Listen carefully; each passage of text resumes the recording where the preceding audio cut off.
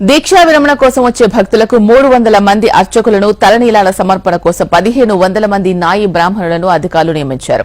4 ప్రాంతాల్లో పార్కింగ్ ఏర్పాట్లు చేశారు. కొండపైకి చేరేందుకు ఆర్టీసీ 4 ఉచిత బస్సులు నడపనుంది.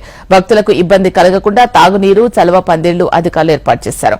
అయితే తాగునీరు ఇబ్బంది ఉందని, పారిశుద్ధ్యం లోపించిందని భక్తులు అసహనం వ్యక్తం చేస్తున్నారు. జై శ్రీరామ్.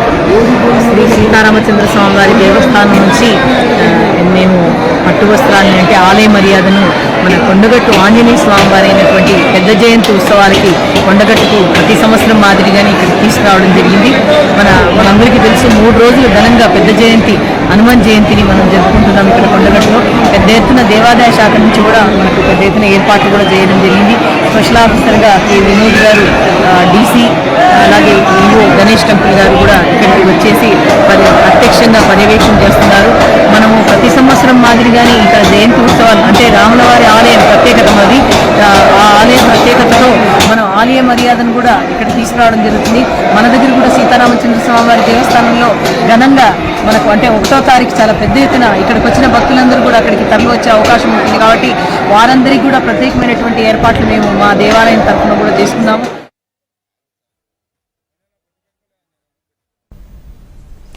అంజన్నకు భద్రాచలం శ్రీ సీతారాముల తరపున భద్రాద్రి ప్రధాన అర్చకులు పూజలు చేసి పట్టు వస్త్రాలు సమర్పించారు. ఈ క్రతువుతో ఉత్సవాలు ప్రారంభమయ్యాయి. వేడుకల సందర్భంగా 3 రోజుల పాటు యాగశాలలో లోక కళ్యాణం కోసం హోమం నిర్వహిస్తున్నారు.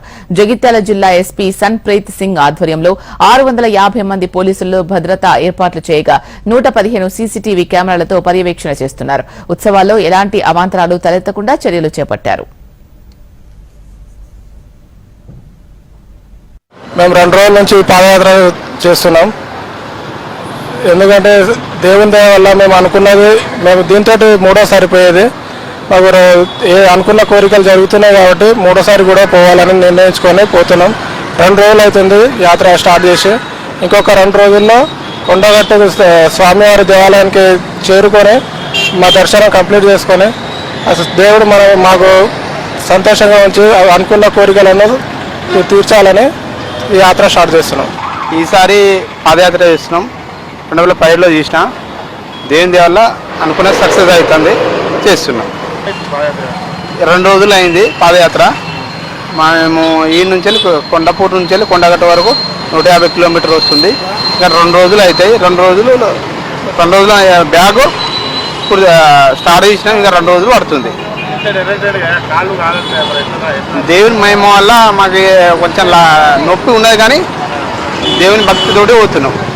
మేము 2 డేస్ నుండి కొండగట్టకి మేము అనుకున్న పనులు అయిన మొక్కులు తీరడం వల్ల మేము కొండగట్టకి నడుచుకుంటూ వెళ్దామని చెప్పేసి వస్తున్నాము. ఇది మేము లాస్ట్ టైం కూడా ఒకసారి చేశాను. వెళ్ళినప్పుడు చాలా అన్నీ కూడా మంచిగా అనిపించిందని చెప్పేసి మళ్ళీ ఇప్పుడు కూడా వస్తున్నాము.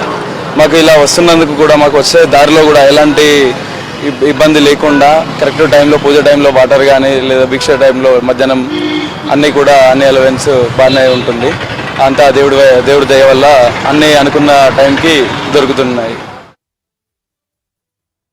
స్వామివారి ప్రసాదం విక్రయానికి 14 కౌంటర్లు ఏర్పాటు చేయడంతో పాటు టికెట్ల ఇష్యూ, అక్రమ వసూళ్లపై ప్రత్యేక నిఘా ఉంచినట్లు ఆలయ అధికారులు పేర్కొన్నారు. రాత్రి వేళల్లో కొండగట్టుకు వచ్చే దీక్షా పనులు ప్రమాదాల బారిన పడకుండా అధికారులు తగిన చర్యలు తీసుకున్నారు. భక్తులు మార్గ మధ్యలో సేద తీరడానికి ప్రధాన రహదారి పక్కన పలుచోట్ల తడికల పందిళ్లు ఏర్పాటు చేశారు. భక్తులకు ఉచిత అన్నదానం చేస్తున్నారు.